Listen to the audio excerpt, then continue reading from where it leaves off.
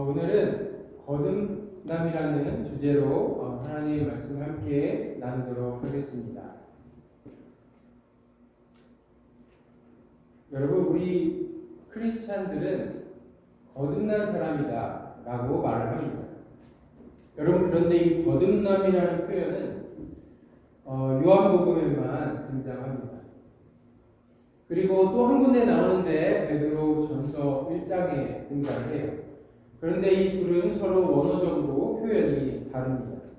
보통 우리가 거듭남이라는 말을 할 때 가장 많이 생각나는 본문은 아마 오늘 우리가 읽은 예수님과 니고데모와의 대화일 것입니다. 제가 오늘 좀 유심히 살펴보고자 하는 구절은 예수님께서 거듭난 사람은 이와 같다 이렇게 딱 정해주신 구절이 있습니다. 그것은 바로 3장 8절입니다. 다 같이 한번 읽어보도록 하겠습니다. 시작. 바람이 입으로 불매 내가 그 소리는 들어도 어디서 와서 어디로 가는지 알지 못하나니 성령으로 난 사람도 다 그러하나이다. 아멘. 여러분, 제 목소리가 잘 들리십니까? 네. 감사합니다. 오늘 이 요한복음 3장 8절은 예수님께서 딱 정의를 내려주십니다. 거듭난 사람은 이와 같다, 다 이렇다 이렇게 하시면서 딱 정의를 내려주시는 거예요. 바람이 임의로 불, 이것을 원어로 보면 원하는 대로 분다. 바람이 자기가 위시하는 곳으로 부르는데 소리는 듣지만 어디서 와서 어디로 가는지 알지 못하는 것처럼 거듭난 사람도 다 이렇다. 다시 말해보면 거듭난 사람도 바람처럼 어디서 와서 어디로 가는지 알지 못한다. 뭐 이런 말입니다. 근데 좀 어렵지 않습니까? 좀 이해가 안 가는 것 같습니다. 그래서 저는 오늘 이 말씀을 출애굽기와 연결지어서 한번 해석하고 은혜 받는 시간을 가져보도록 하겠습니다. 여러분, 출애굽기의 배경은 이렇습니다. 출애굽기에 보면 족장 시절이 먼저 창세기에 등장을 합니다. 족장의 첫 번째 족장의 이름은 누구죠? 가끔 제가 질문을 드릴 수도 있습니다. 대답해 주시면 감사하겠습니다. 첫 번째 족장의 이름은 뭐죠? 아브라함입니다. 그 다음 아들의 이름이 이삭이고요. 그 다음이 야곱입니다.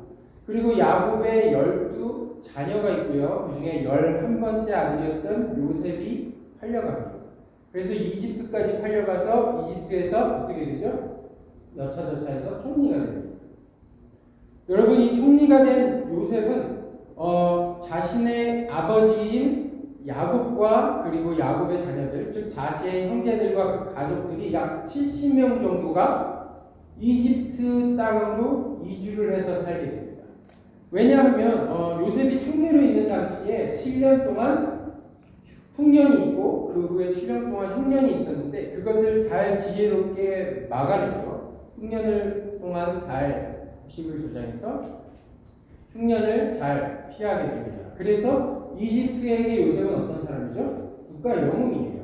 그러니까 이집트에게 요셉의 형제들과 가족들은 무엇이냐면 국빈입니다.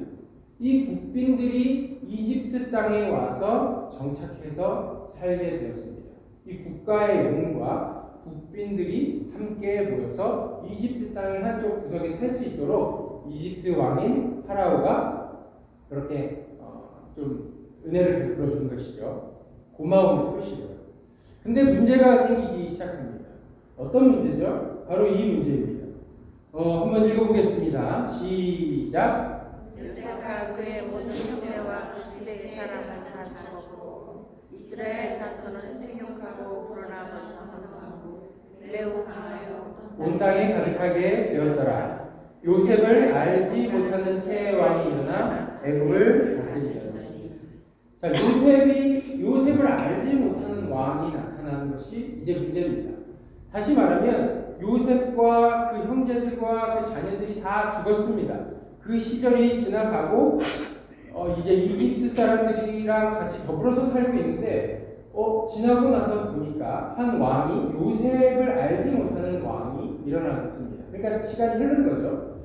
그런데 요셉을 알지 못한다는 건 무슨 말일까요? 이 이 나라의 영웅인 이스라엘과 요셉을 알지 못한다. 즉 이들의 과거를 알지 못합니다. 다시 말하면 이들이 어디서 와서 왜 여기에서 살고 있는지 알지 못한다는 것입니다. 이 왕의 또 다른 특징이 하나 있습니다. 읽어보겠습니다. 시작. 그 후에 모세와 아론이 바로에게 가서 이르되 이스라엘의 하나님 여호와께서 이렇게 말씀하시기를 내 백성을 보내라. 그러면 그들이 광야에서 내 앞에 절기를 지킬 것이라 하셨나이다. 바로가 이르되 여호와가 누구이기에 내가 그의 목소리를 듣고 이스라엘을 보내겠느냐. 나는 여호와를 알지 못하니 이스라엘을 보내지 아니하리라.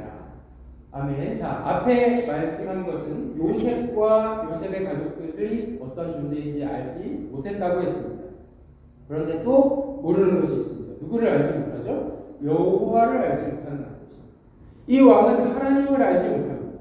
다시 말하면 요셉과 이스라엘 사람들이 어디서 와서 그리고 하나님을 알지 못하기 때문에 어디로 가야 하는지 알지 못한다는 것입니다.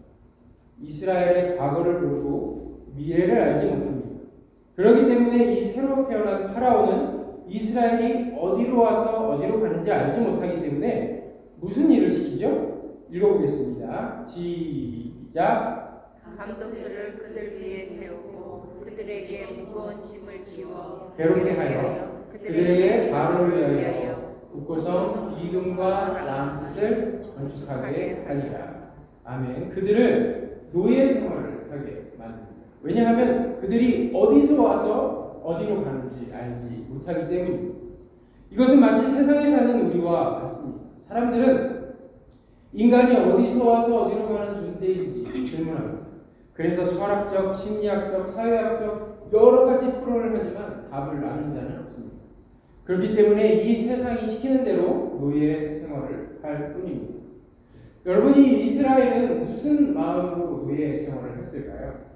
시간이 흘러서 여러분 출애굽기를 읽어보셨죠? 출애굽기를 읽어보면 이 이스라엘 사람들이 탈출을 해서 광야 생활을 할 때 계속 불평, 컴플레인을 하기 시작합니다. 근데 그 안에 답이 있습니다. 무슨 컴플레인을 대충 하냐면 대부분 하냐면 의식주에 대한 컴플레인을 하게 됩니다. 우리가 이집트에 살 땐 물이 있었다. 우리가 이집트에 살 땐 먹을 것이 있었다. 그래서 하나님이 물도 주시고 만나도 내려주시죠. 그랬더니 우리가 이집트에 살 땐 고깃가마 앞에 앉아 있었다. 그래서 메추라기를 보내셔서 고기도 주십니다. 그랬더니 우리가 거기서는 부추도 먹고 마늘도 먹고 파도 먹었다. 그러면서 야채도 달라고 합니다.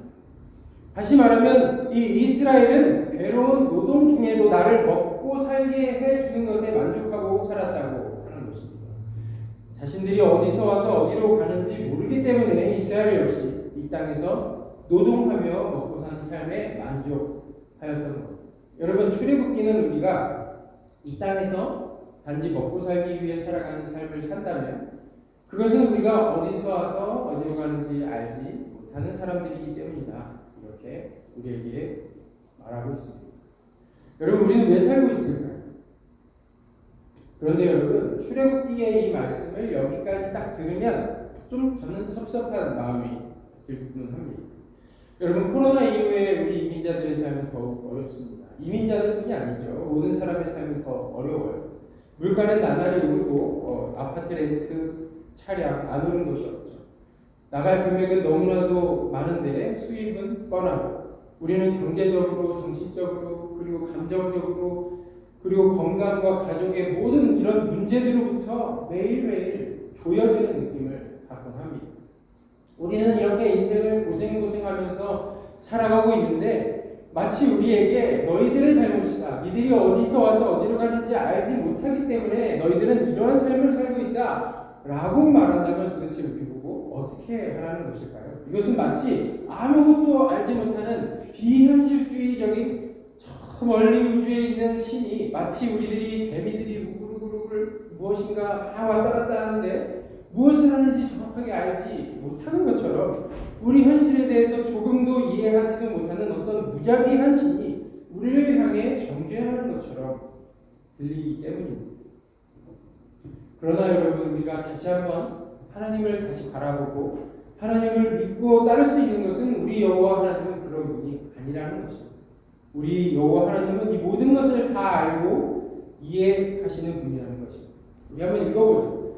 출애굽기는 의도적으로 이 바로와 하나님을 비교해서 말씀하고 있습니다. 한번 읽어보겠습니다. 시작. 하나님이 그들의 고통 소리를 들으시고 하나님이 아브라함과 이삭과 야곱에게 세운 그의 언약을 기억하사 하나님이 이스라엘 자손을 돌보셨고 하나님이 그들을 기억하셨더라. 아멘. 우리 하나님의 이름이 계속 반복해서 등장합니다. 하나님께서 이삭과 야곱과 아브라함과 한 약속을 기억하셨다. 즉 그들의 과거를 우리 하나님은 어디서 왔는지 알고 계신다는 것입니다. 그들은 이 세상은 이집트의 새 왕은 이스라엘이 어디서 와서 어디로 가야 하는지 알지 못하지만 우리 하나님은 어디서 왔는지 알고 계신다는 겁니다. 한 구절 더 읽겠습니다.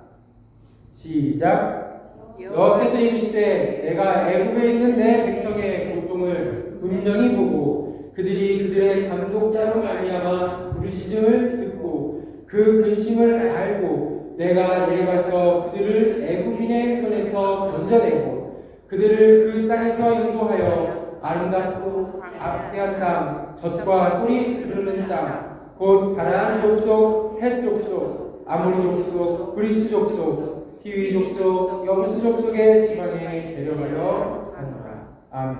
또한 우리 하나님은 우리가 현재 어떤 형편에 처해 있는지도 너무나도 잘 알고 계신다는 것입니다.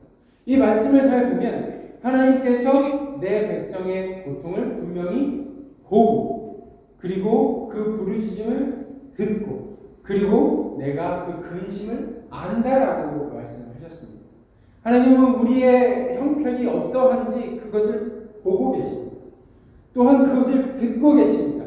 그리고 그것을 알고 계십니다. 그래서 우리 저 멀리 우주에서 우리를 판단하시려고 하는 것이 아니라 우리 한가운데 서셔서 그 누구보다 우리를 잘 이해하시고 분명히 우리의 형편을 보고 듣고 알고 계신다는 것입니다. 우리가 얼마나 힘든지, 우리가 자식의 문제, 또 자식의 문제, 건강의 문제, 관계의 문제, 그리고 내 마음속에서 일어나는 수많은 고민과 염려, 그리고 두려움의 문제, 또 때로는 경제적으로 얼마나 어려운지, 우리가 가정 하나를 돌아가게 하기 위해서 얼마나 많은 시간을 들여 이것을 위해 생활하고 고생하며 살아가고 있는지 우리 하나님은 보고 그리고 듣고 그리고 알고 계신다는 것입니다. 우리가 이 출애굽기를 읽어보면 이스라엘이 하나님께 부르짖었다. 정확하게 하나님을 목적으로 집어넣어서 하나님께 기도했다. 하나님께 부르짖었다라는 내용이 나오지 않습니다. 그저 이스라엘은 부르짖었다. 울었다. 고통에 신음했다. 그렇게만 나옵니다. 그런데 하나님은 그 고통에 절규하는 그 이스라엘의 그 소리를 들으시고 그들을 돌보셨다라고 그렇게 출애굽기는 우리에게 말씀하고 있습니다. 이것은 마치 혼돈하고 공허하고 어둠이 짙게 깔려 아무것도 보이지 않는 이 세상에 누구도 요청한 자가 없는데도 불구하고 하나님께서의 절대적인 자의를 가지고 먼저 수면 위에 하나님의 영이 운행하신 것과 같습니다. 즉 이 구원사의 시작은 하나님이시고 이 구원사의 끝도 하나님이시라는 것입니다. 우리는 그 틈에 잠깐 이곳에 머물러 살 뿐입니다. 하나님께서 이 구원의 시작이시고 알파이시고 오메가이시며 시작이시고 끝이기 때문에 인간의 욕심, 인간의 요청, 인간의 노력으로 시작한 것이 아니라 하나님께서 시작하신 그 구원사의 시작이기 때문에 하나님께서 반드시 그 마무리를 지어 주실 것이라는 것입니다. 여러분, 바울의 인생을 보십시오. 바울은 예수 믿는 자들을 죽이겠다고 쫓아다녔습니다. 그리고 그들을 사형을 시키기 위해서 사내들인 공의회에서 당시 유대인들의 사법기관이었던 사내들인 공의회에서 공문서 official letter를 받아서 그들을 사형시키겠다는 사형시킬 수 있다는 합법적인 공문서를 받고 그들을 잡으러 다닙니다. 여러분, 바울은 왜 이렇게까지 했을까요? 바울이 왜 자기가 이렇게까지 했는지 갈라디아서가 가장 첫 번째 바울이 쓴 서신인데요. 거기에 이렇게 고백하고 있습니다. 읽어보시죠. 시작. 내가 이전에 유대교회에 있을 때에 행한 일을 너희가 들었거니와 하나님의 교회를 심히 박해하여 멸하고 내가 내 동족 중 여러 영갑자보다 유대교를 지나치게 믿어 내 조상의 전통에 대하여 더욱 열심히 있었으나 바울은 이렇게 말해요. 내가 이것이 하나님을 가장 잘 섬기는 것인 줄 알았다는 겁니다. 내가 예수 믿는 저 이단들을 죽여서 처단하는 것이 가장 내가 하나님을 잘 섬기는 것이다 라고 하나님을 가장 기쁘시게 하는 것이다 라고 그렇게 쫓아다녔다는 것입니다. 그런데 사도행전 9장에 보면 다메섹으로 가는 그 길가에서 예수께서 바울에게 나타나십니다. 그리고 내가 핍박하는 예수다 그렇게 예수님을 만나게 되죠. 그래서 바울은 진실의 눈을 뜨게 됩니다. 아, 예수 진짜 예수께서 그리스도셨구나. 예수께서 진짜 메시아셨구나. 이 사실을 깨닫게 됩니다. 여러분, 바울의 입장에서 생각을 해보죠. 만약 그날 예수님께서 전적인 자기의 의지를 가지고 자기에게 나타나주지 않으셨다면 바울은 어떻게 되었을까요? 예수 믿는 자들을 죽이는 것이 가장 하나님을 잘 섬기는 거라고 생각하며 그들을 죽이러 다녔을 겁니다. 평생 그러고 다니다 지옥불에 떨어져서 영원한 고통을 받았을 수밖에 없었을 것입니다. 그래서 이 바울이 생각할 땐 아찔한 겁니다. 만약 그날 나를 만나주시지 않았다면, 절대적인 하나님의 그 의지로 나에게 나타나주지 않으셨다면 나는 어떻게 되었을까? 나는 아무것도 몰랐을 텐데. 그래서 그 갈라디아서 다음 절에 바울은 이렇게 얘기합니다. 그러나 내 어머니의 태로부터 나를 택정하시고 그의 은혜로 나를 부르시니가 그의 아들을 이방에 전하기 위하여 그를 내 속에 나타내시기를 기뻐하셨을 때에, 다시 말하면 하나님께서 예수 그리스도를 내 속에 나타내시기를 기뻐하셨다. 즉 자신의 전적인 하나님의 전적인 본인의 의지로 자기에게 찾아와 주셨다는 것입니다. 바울은 어떠한 노력도 하지 않았습니다. 하나님 나라를 찾아와 주십시오. 나는 모르겠습니다. 예수를 믿는 게 진짜인지 아니면 내가 예수를 믿는 자들을 이단으로 규정하고 저들을 처단하는 것이 진짜인지 알지 못하겠습니다. 그렇게 말한 적이 없습니다. 그저 자신은 자신의 고집과 그 전통을 따라 살아가는 것이 옳다라고 느끼며 그렇게 자신의 의지대로 행했을 뿐입니다. 그러나 바울에게 전적인 의지로 나타나 주신 분은 바로 하나님이십니다. 그렇기 때문에 바울 신학에서 이 두 글자 은혜라는 단어가 빠지면 아무것도 성립이 안 됩니다. 바울은 계속해서 은혜 그 말을 계속해서 바울 모든 서신에 걸쳐서 하게 됩니다. 그래서 바울이 쓴 거의 가장 마지막 서신이라고 느끼는 그렇게 알려진 로마서에서 이렇게 고백합니다. 다 같이 읽어보겠습니다. 시작. 우리가 아직 죄인 되었을 때에 그리스도께서 우리를 위하여 죽으심으로 하나님께서 우리에 대한 자기의 사랑을 확증하셨습니다. 아멘. 우리가 의인이 되어서 아니면 우리가 하나님을 찾아서 아니면 우리가 하나님을 향한 어떤 노력을 보여서가 아니라 우리가 아직도 죄인임에도 불구하고 하나님께서 먼저 죽어주셨다는 것입니다. 그리고 우리를 먼저 찾아와 주셨다는 것입니다. 이런 비슷한 내용이 요한일서 4장에도 나옵니다. 밑에가 조금 잘릴 것 같습니다. 다 같이 읽어보겠습니다. 시작. 사랑하는 자들아 우리가 서로 사랑하자. 사랑은 하나님께 속한 것이니 사랑하는 자마다 하나님으로부터 나서 하나님을 알고 사랑하지 아니하는 자는 하나님을 알지 못하나니 이는 하나님은 사랑이시니라. 하나님의 사랑이 우리에게 이렇게 나타낸 바 되었으니 하나님이 자기의 독생자를 세상에 보내심은 그로 말미암아 우리를 살리려 하시니라. 사랑은 여기 있으니 우리가 하나님을 사랑한 것이 아니요 하나님이 우리를 사랑하사 우리 죄를 속하기 위하여 화목제물로 그 아들을 보내셨습니다. 아멘. 우리가 하나님을 사랑한 것이 아니고 우리가 하나님을 찾은 것이 아니고 그저 하나님이 우리를 찾아 주셨다는 것입니다. 이렇게 하나님은 우리를 다 이해하시고 먼저 보시고 들으시고 다가와 주시고 그래서 구원을 시작하여 주신 분이십니다. 여러분, 그래서 하나님은 우리가 어디로 와서 어디로 가야 하는지 정확하게 알고 계시는 분입니다. 그래서 이 하나님을 붙잡고 살아갈 때 우리는 하나님께 모든 걸 내어먹을 수 있는 것입니다. 우리가 하나님께서 우리에게 출애굽기 아까 말씀처럼 너희들이 그렇게 살아가는 것은 이 땅만 바라보고 살아가는 것은 노예 생활을 하는 것과 같은데 그것은 너희가 어디로 와서 어디로 가는지 알지 못하는 것이다 라고 말씀하시는 것은 정죄를 하시기 위함이 아니요 우리를 데리고 떠나기 위한 사랑의 손길이신 것입니다. 그럼 이 하나님께서 이 출애굽기에서 왜 우리를 그렇게 이스라엘 사람들을 그렇게 데리고 어디로 가고자 하셨던 것일까요? 가나안 땅에 들어가 예배 공동체를 만들려고 하셨다. 이렇게 출애굽기는 나옵니다. 그것이 우리가 살아야 할 삶인 것입니다. 여러분, 오늘 이렇게 먼 길을 돌아서 본문 말씀으로 가보겠습니다. 이 본문에는 저희가 봐야 할 두 가지의 포인트가 있습니다. 먼저 아까 말씀드렸던 베드로 전서에도 한 가지가 나옵니다.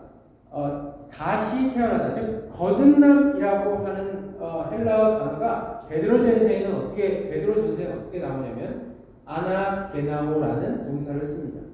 여기서 게나오라고 하는 동사는요 수동태로 사용이 되면 태어나다라는 뜻입니다. 근데 이 아나라는 것은 again이라는 뜻을 가집니다. 우리가 쓰고 있는 영어도 이 헬라어와 라틴어에서 파생이 됐다고 언어학자들이 이야기를 하는데 이 아나는 그래서 위입니다. 우리가 바운드 하면 튕기는 거잖아요. 위 바운드 하면은 다시 튕기는 거죠. 그런 것처럼 아나는 위입니다. 다시. 그래서 다시 태어나다라는 정확한 동사를 사용하고 있습니다. 그런데 요한복음 3장에서는 이렇게 말해요. 게나오라고 하는 똑같은 동사를 사용하는데 아나라고 하는 동사는 빠지고 거기에 부사로 설명을 합니다. 그게 에노텐이라는 글자입니다. 이 아노텐이라고 하는 헬라어 부사는요 두 가지로 사용이 됩니다. 첫 번째는 다시입니다. 두 번째는 위로부터 from above라는 단어로 사용이 됩니다. 몇 가지가 더 있는데 여기서는 이렇게 두 가지로 사용이 돼요. 그런데 거듭, 다시 말하면 다시라고 처음에 예수님께서 니고데모와 대화할 때 니고데모는 거듭이라고 이해를 합니다. 한번 읽어보시죠. 시작. 니고데모가 이르되 사람이 늙으면 어떻게 날 수 있사옵니까? 두 번째 모태에 들어갔다 날 수 있사옵나이까? 자, 여기서 니고데모는 이 부사를 에노펜을 다시라고 이해했음을 이해할 수 있습니다. 그런데 예수님께서는 아니다, 내가 쓴 부사는 그런 뜻의 부사가 아니다 라고 말씀하시는 겁니다. 그러면서 부연 설명을 해주십니다. 읽어보시죠. 시작. 예수께서 대답하시되 진실로 진실로 내게 이르노니 사람이 물과 성령으로 나지 아니하면 하나님의 나라에 들어갈 수 없느니라. 육으로 난 것은 육이요 영으로 난 것은 영이니. 자, 예수님께서 설명하시는 부연 설명에는 물과 성령으로 나야 된다고 말씀합니다. 그리고 그것을 다시 부연 설명해 주시는데 육으로 난 것은 육이요 영으로 난 것은 영이다. 즉 물로 난 것은 육으로 난 것이고 영으로 난 것은 성령으로 난 것이다. 이렇게 부연 설명을 해주시는 겁니다. 우리는 물로 한번 태어납니다. 즉 우리는 인간의 육으로 한번 태어난다는 것이죠. 그런데 그 다음으로는 영으로 태어나야 합니다. 성령으로 태어나야 한다는 것입니다. 그러면서 성령으로 태어난 사람은 그럼 어떤 사람이냐 하면서 말씀해 주신 게 바로 아까 제가 우리가 오늘 좀 포인트로 봐야 한다는 그 구절입니다.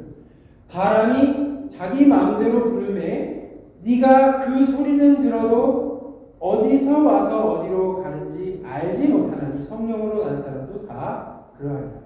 자, 그런데 왜 두 번째 포인트입니다. 그런데 왜 알지 못한다고 했을까요? 요한복음을 좀 깊이 연구하다 보면 요한복음의 키워드가 있는데 그 키워드 중에 하나가 뭐냐면 누구는 알고 누구는 알지 못한다는 겁니다.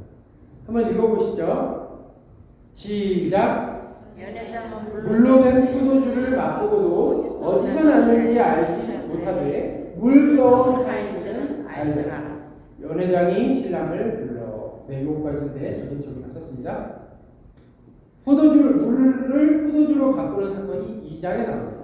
그리고 그것을 누가 떠오죠? 하인들이 떠옵니다. 그런데 맛을 보고서 이거 어디서 났어? 라고 연회장이 말합니다. 그런데 알지 못하죠. 어디서 났는지. 그런데 누구는 알죠? 하인들은 알더라. 하인들은 안다고 말합니다. 또 요한복음 9장에 가면 무슨 내용이 나오냐면 한 번도 눈을 떠서 보지 못한 내린이 있습니다. 이 눈이 보이지 않는 사람이 예수님께서 눈에다가 이렇게 진흙을 바르시고 실로암 연못에 가서 씻어라 그렇게 말씀하시고 밝은 눈으로 왔습니다. 그리고 바리새인과 논쟁이 붙습니다. 그때 이 바리새인들이 하는 말씀을 한번 읽어보시죠. 시작. 하나님이 모세에게 말씀하신 줄을 우리가 알거니와 이 사람은 어디서 왔는지 알지 못하노라. 그런데 이 맹인은 뭐라고 이야기하냐면요. 읽어보시죠. 시작. 창세 이후로 맹인으로 난 자의 눈을 뜨게 하였다 함을 듣지 못하였으니 이 사람이 하나님께로부터 오지 아니하였으면 아무 일도 할 수 없으리이다. 아멘. 어디서부터 왔다고요? 이 사람이 예수님께서 어디서 왔다고요? 하나님께로부터 왔다. 예수님께서 하나님께로부터 왔다는 걸 누구는 모르지만 누구는 안다. 이것이 요한복음에 나오는 하나의 키워드입니다. 여러분, 그러면 오늘 본문 말씀은 누구와의 대화입니까? 예수님과 바리새인이면서 유대인의 지도자인 니고데모와의 대화입니다. 즉 이것을 거꾸로 보면 니고데모는 바리새인이며 유대인들의 지도자이기 때문에 알지 못한다는 것입니다. 그런데 누구는 알까요? 거듭난 사람은 안다는 것입니다. 거듭난다는 사람이 무엇을 안다는 것일까요? 어디서 와서 어디로 가는지 안다는 것입니다. 다시 말하면 거듭난 사람은 자기가 어디서 와서 어디로 가는지 정확하게 아는 사람이라는 것입니다. 그러면 여러분, 우리는 어디서 온 것일까요? 요한복음 1장 13절입니다. 이는 혈통으로나 육정으로나 사람의 뜻으로 나지 아니하고 오직 하나님께로부터 난 자들입니다. 여러분, 저와 여러분이 예수 그리스도를 믿는 그 순간에 하나님께로부터 온 자들임을 여러분 믿으시기를 바랍니다. 우리는 하나님께로부터 온 자들입니다. 그래서 우리는 어디로 가야 할 사람들일까요? 요한복음 14장 2절에서 3절입니다. 예수님의 고별 설교예요. 여기서 예수님께서 제자들에게 이렇게 말합니다. 내 아버지 집에 거할 곳이 많도다. 그렇지 않으면 너희에게 일렀으리라. 내가 너희를 위하여 거처를 예비하러 가노니 가서 너희를 위하여 거처를 예비하면 내가 다시 와서 너희를 내게로 영접하여 나 있는 곳에 너희도 있게 하리라. 아멘. 예수님께서 하신 말씀은 다시 이제 우리가 어디로 가야 한다? 예수님께서 가신 그 곳에 예수님께서 우리를 위하여 거처를 예비하셨고 우리가 그리로 가야 할 존재라고 말씀하십니다. 그러면서 예수님께서 하시는 말씀이 내가 길이요 진리요 생명이다. 그렇게 말씀하고 계십니다. 여러분, 예수님께서 그 길이십니다. 다시 말하면 예수님께서 바로 하늘에서 내려오시고 예수님께서 다시 하나님께로 돌아가신 분이시기 때문에 우리가 예수를 믿는 순간, 그리고 예수가 우리가 길이라는 것을 인정하는 순간 우리 역시 하나님께로부터 와서 다시 하나님께로부터 가는 존재라는 것을 우리가 이해하고 믿는다는 것입니다. 여러분, 그러면 우리는 어떻게 이 땅에서 살아갈까요? 여러분, 요한복음이 말하는 거듭난 사람들은 우리가 하나님께로부터 왔음을 알고 다시 그분께 돌아가야 하는 인생임을 말씀하고 있습니다. 우리는 그러므로 이 땅에 소망을 두는 것이 아니고 이 땅에서 노예 생활을 하는 것이 아니고 이 땅에서 먹고 살기 위해 존재하는 존재가 아니고 그저 하나님 나라를 바라보고 하나님과 동행하며 성령님과 매일매일 함께하는 인생을 살아가는 사람들이고 또한 사명 완수를 위하여 살아가는 사람들입니다. 이제 목적이 달라졌습니다. 여러분, 이 땅에 소망이 없습니다. 우리의 인생은 가끔 우리를 행복하게 할 때는 있지만 매우 한시적입니다. 우리의 인생은 생각보다 어렵고 고단하고 힘이 듭니다. 그러나 우리를 잘 아시고 우리를 사랑해 주시는 그 주님을 바라보고 우리가 하나님께로부터 와 있고 다시 하나님께로 가야 하는 존재임을 기억할 때 이 땅에서의 삶이 조금은 평안하고 단촐하고 조금 더 편안해질 수 있습니다. 여러분, 저 하늘을 바라보면서 살면 우리의 삶이 훨씬 가벼워지는 것입니다. 내일 주님을 바라보기 위해 하나님 말씀을 묵상하고 또한 하나님과 교제하기 위해 기도하며 또한 이웃을 사랑하고 섬기고 가정 안에서 하나님 나라가 임함으로 나를 희생하고 내려놓으며 살아가는 그 삶은 하늘을 바라보고 이 땅에 소망을 두지 않으며 다시 하나님 나라로 내가 돌아가야 할 자들이라는 것을 기억하는 자만이 살 수 있는 삶입니다. 조금만 다른 곳을 봐도 이 땅에 집중하게 됩니다. 저 역시 그렇습니다. 저도 매일같이 이 말씀을 묵상하지만 또 다시 보이는 것에 노예처럼 살아갈 때가 있습니다. 그래서 하지만 우리가 어디서 와서 어디로 가는지 그것을 기억할 때 우리의 삶은 분명해집니다. 저는 우리 은행교회 성도님들이 거듭난 자가 되시기를 주님의 이름으로 축원합니다. 거듭난 자는 세상이 줄 수 없는 평안을 누리는 자들입니다. 왜냐하면 우리의 삶이 이곳이 아니기 때문입니다. 이 땅에서 하나님과 동행하며 천국을 누린다면, 그리고 우리가 이 땅에서의 삶이 사명 완수의 삶이라는 것을 기억한다면 우리 예수 그리스도를 우리 삶의 중심에 모시고 그리고 우리 주님과 동행하는 삶을 산다면 우리는 그것이 바로 거듭난 삶을 누리는 것인 줄 믿습니다. 다 같이 잠깐 기도하도록 하겠습니다.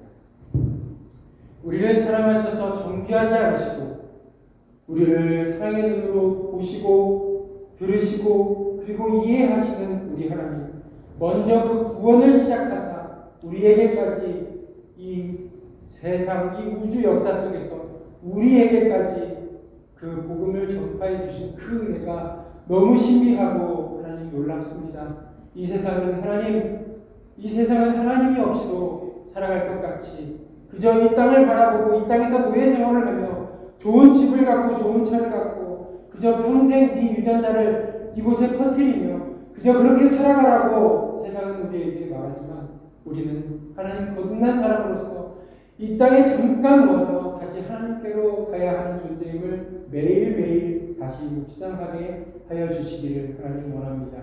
우리의 삶이 묵상하는 삶이 되고 성령님과 동행하는 삶이 될 때 하나님 우리에게 더 귀한 하나님의 말씀으로 우리를 가르쳐 주시고 또한 우리를 새롭게 변화시켜 주옵소서. 우리 하나님 정말 우리를 사랑해 주시는 줄 믿으며 예수 그리스도의 이름으로 기도드렸습니다.